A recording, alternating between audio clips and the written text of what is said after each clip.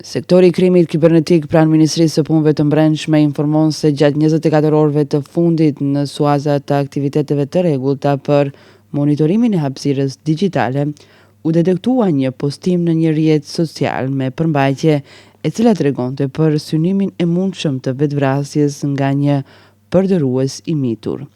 Njëherë pas marrjes së informacionit, u ndërmorën veprime urgjente dhe të koordinuara, me që rast u morën të gjitha masat dhe aktivitetet e nevojshme për të konstatuar identitetin dhe vendodhjen e personit. Brenda një kohe të shkurtër u gjet përdëruesi, është kryer intervistë me të dhe është konstatuar se personi është i sigurt dhe në gjendje të mirë. Për ngjarjen janë të informuar edhe prindërit, të cilët janë të njohur për situatën e përgjithshme dhe hapat e mëtejshëm.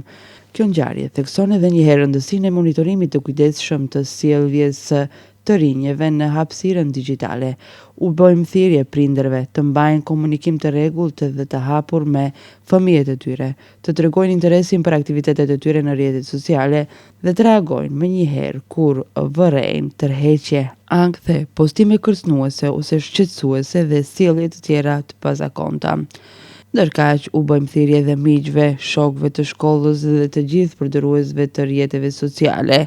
Nëse vërejmë postime me përmbajtje që i referohen vetlëndimit, mungesës së shpresës ose njoftimeve për vetvrasje, të përdorin menjëherë mekanizmat e raportimit të kësaj platforme dhe nëse e dinë identitetin e personit, të njoftojnë prindërit, kujdestarin, mësuesin, ndonjë person tjetër më të afërt ose stacionin më të afërt të policisë. Reagimi në kohë mund të shpëtojë jetë njerëzore. Përgjegjësia e përbashkët, vëmendja dhe kujdesi janë thelbësore në parandalimin e tragjedive. Sektori i krimit kibernetik mbetet i përkushtuar për mbrojtjen e qytetarëve në hapësirën digjitale dhe do të vazhdojë me aktivitete të intensifikuara që synojnë zbulimin e hershëm dhe parandalimin e fenomeneve të rrezikshme.